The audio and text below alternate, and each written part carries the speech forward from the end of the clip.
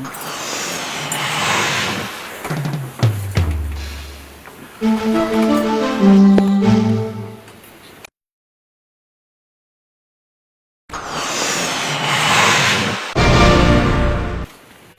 সারাদিন ওই ফুল গাছ পরিষ্কার করি, আর প্রতিদিন ময়লা হয়। পরিষ্কার না রাখলে ম্যাডাম তো আবার রাগারাগি করবো।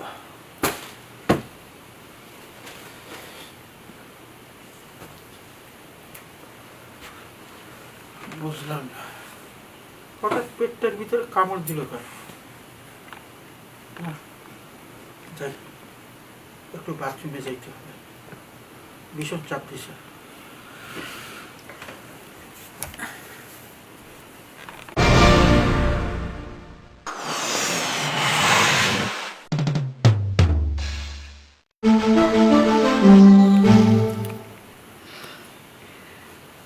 আরে তুমি টেনশন কেন করছো? বাড়ির কাজের লোক তো আছেই, ও তো সব কাজ করে দেয় আমাকে। আমার নিয়ে তোমার কোনো টেনশন নাই। তোমার ছোট বোনও ভালো আছে, ওর বাচ্চা কাচ্চারাও ভালো আছে।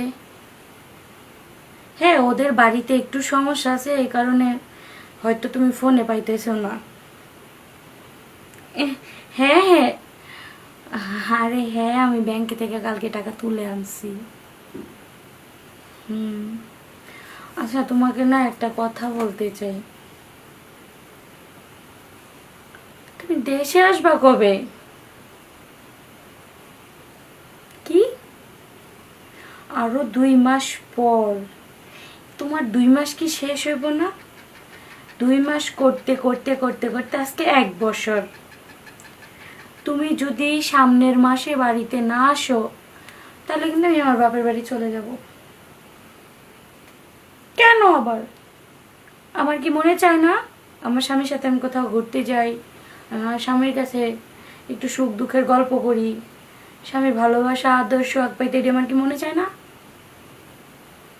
না, আমি আর তোমার সাথে কথা বলবো না। না, রাখলাম।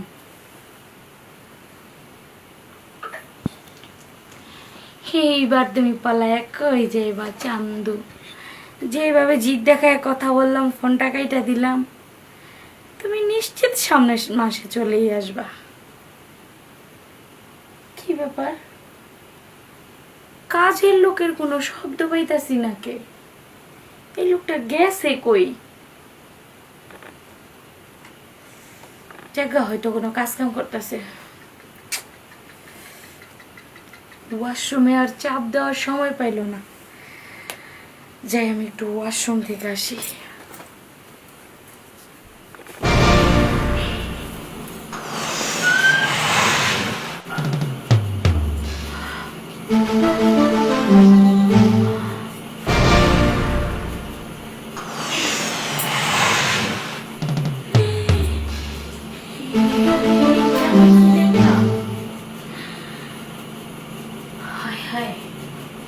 আমার মাথায় তো আকাশ ভেঙে পড়তেছে। এটা আমি কি দেখলাম? এত বড় জিনিস, তাও কাজের লোকের এই বুঝা বেটা। দেখে তো আমার মাথা নষ্ট হয়ে গেছে। কি করি? এমন জিনিস তো আমি জীবনের প্রথম দেখলাম। এটা দেখি তো আমার মাথা মাথা ঘুরতেছে, আমার মনটাই চাইতেছে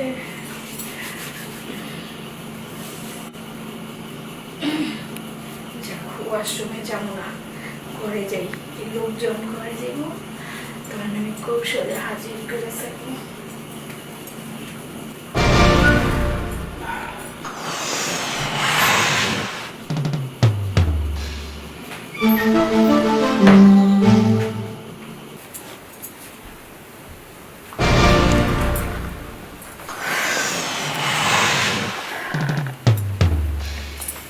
কি যে করি? এটা আমি কি দেখলাম? এটা দেখার পর থেকে তো আমার মাথা ঠিক নেই। আমার মাথায় কোনো কিছু কাজ করতেছে না। না না, এটা যে কোনো আমার লাগবোই লাগবো। কিন্তু কিভাবে?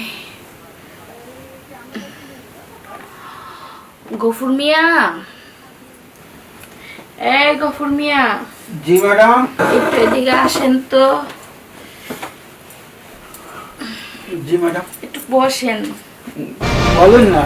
আরে আপনি একটু বসেন না, আপনার সাথে জরুরি কথা আছে। জি বলেন।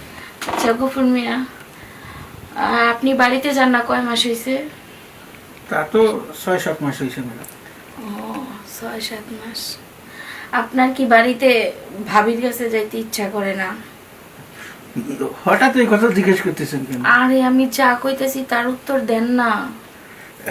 মনে তো চাই, এখন ওই সাহেব যেহেতু নাই, আপনারে একা রেখে তো কি করে যাই? সাহেব তো বারণ করছে আমারে, আমি না আসা পর্যন্ত আপনি যাইতে পারবেন না। এই যে এটা তো ভুল করছেন। আপনি কি একবার আমারে বলছেন যে ম্যাডাম আমি বাড়িতে চাই, সরি ম্যাডাম আমি আপনার বাড়িতে যাইতে চাই, এটা কি একবার আমাকে বলছেন? এ, কি করে বলি বলেন? আপনি যদি ছুটি না দেন এই বইটা আর কই নেই। তবে গফুর মিয়া, একটা জিনিস বুঝলাম আমি, মানে আপনার বউ, হ্যাঁ, মানে আমার ভাবি অনেক সুখে আছে না? আপনার দিক দিয়ে অনেক সুখী হয়। ম্যাডাম, ওই আমার বউ সুখী আছে না দুঃখী আছে আপনি কি করে বুঝলেন? না আমি এটা টের পাইছি, আপনার বউ আপনার কাছে অনেক সুখে আছে। ও, টের পাইছেন মানে আন্দাজ করছেন, কেননা আমার বাড়িতে আর আপনি যান নাই। আচ্ছা গফুর মিয়া, ধরেন আমার এই দুইটা হাতে, এই দুইটা হাত না, এখন এই দুইটা প্লেট, এই প্লেটের মধ্যে এখন যদি দেখেন যে এক প্লেটে দই আর এক প্লেটে রসমালাই, তাহলে আপনি কোনটা আগে খাইবেন? না, ও হঠাৎ এইভাবে জিজ্ঞেস করতেছেন কেন? আপনি বলেন না যে দইটাকে খাবেন না রসমালাইটাকে খাবেন। দেখেন দই যদি আগে খান তাহলে তো মুখে স্বাদটা চলে গেল, আর যদি রসমালাইটা আগে খান, চেটে পুটে খান, মুখে নিয়ে চাবায়া চাবায়া চুইসা মুইসা খান, তাইলে তো মজা লাগলো, তাই না? এখন কোনটা আপনার আগে পছন্দ? না, ওই দইটা আগে খাই, পরে ওইটা চেটেই খাই, কেননা ওই ভালোটা যদি আমি আগে খাই তাহলে তো আর এইটা ভালো লাগবে না। আচ্ছা তাই নাকি? হ্যাঁ, তাইলে আপনার সামনে যদি দেখেন এক মানে বড় বড় দুইটা রসমালাই এক প্লেট ভর্তি, তাহলে আপনি কি করবেন এই মুহূর্তে? অবশ্যই খাইতে মনে হবে। তাইলে হ্যাঁ, আপনার বউর কাছেও তো আপনার যাইতে মনে চায়, তাই না? আপনি যাইতে পারেন না। দেখেন হ্যাঁ। আপনার বউর সুখটা যদি আপনারে অন্য কেউ দেয়, তাহলে আপনি কি করবেন এই মুহূর্তে? মনে করেন যে আপনার বউ আপনার সামনে বসে আছে আর আপনাকে খুব যত্ন কইরা ভালোবাসা রসমালাই খাওয়াইতেছে, তখন আপনি কি করবেন? ম্যাডাম, মানে আমি বুঝতে পারছি না, ওই আপনি এরকম করছেন কেন আমার সাথে? আপনি বুঝতে পারতেছেন না কেন এমন করতেছি? দুনিয়া, আজকে আমি যখন ওয়াশরুমে যাইতেছিলাম তখন দেখলাম আপনি ওয়াশরুমের ভিতরে। বলবো অবশ্য তো দরজাটা লাগান নাই, কিন্তু আপনার ওই যন্ত্রটা তো আমি দেখা ফেলাইছি একবারে একের।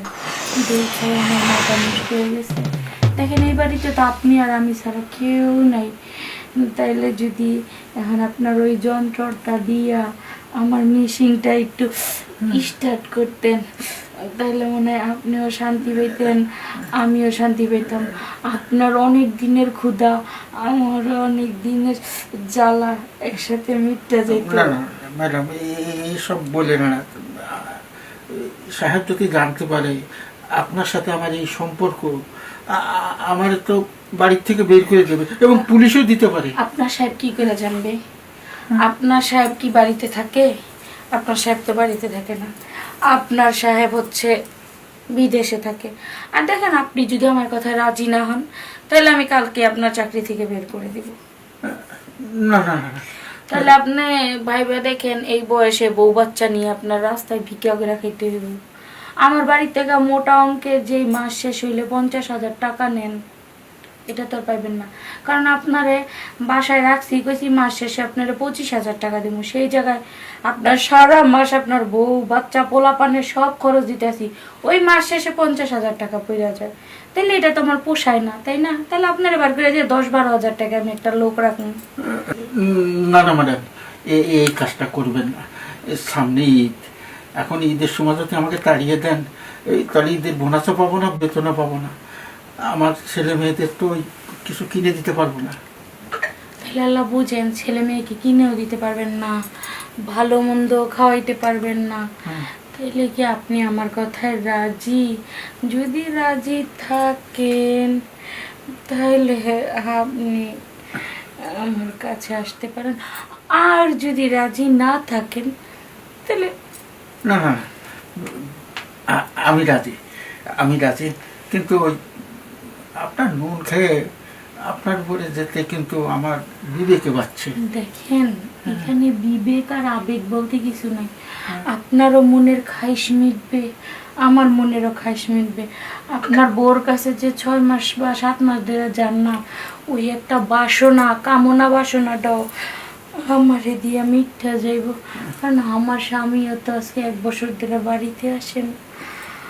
ঠিক আছে, ঠিক আছে ম্যাডাম।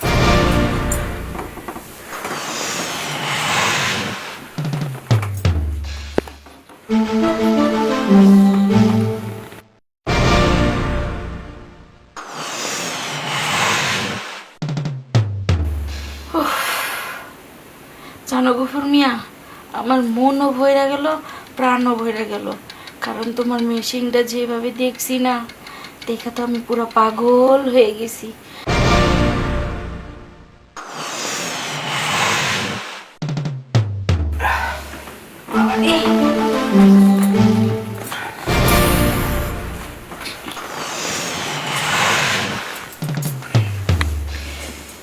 ম্যাডাম, এই তাহলে আমি যাই। হ্যাঁ গফুর মিয়া, তুমি যাও, সমস্যা নাই। আর মাত্র 4 দিন পরে ঈদ, তোমার টেনশনের কোনো কারণ নাই। এবার আমি তোমার বোনাস সহ আরো বেশি টাকা পয়সা দিব। আর এখন থেকে তোমার যা যা লাগবো তুমি আমার কাছে বলবা, আমি সব কিছু দিব। তার বিনিময়ে তুমি খালি একটু আমার সময় দিবা, এটাই। ঠিক আছে। কালকা সকালে আমার কাছ থেকে টাকা নিয়ে কালকেই তুমি তোমার দেশের বাড়িতে যাও, তোমার বউরে দিয়া ঈদটা কই দেই, ঈদের পরের দিনই আবার আমার কাছে চলে আইবা। কারণ আমি একটু কক্সবাজার যাইতে চাইছিলাম তোমারে নিয়া। তাই নাকি? হ্যাঁ, বলবো আমি ঘুরতে গেছি। আর তুমি আমার বাড়ির কেয়ারটেকার, তুমি যদি আমার সাথে যাও তোমার সাহেব তার মাইন্ড করবে না। আরো খুশি হবে যে আমারে নিয়ে গেছেন, কারণ আমার তো বিশ্বাস করে, তাই না?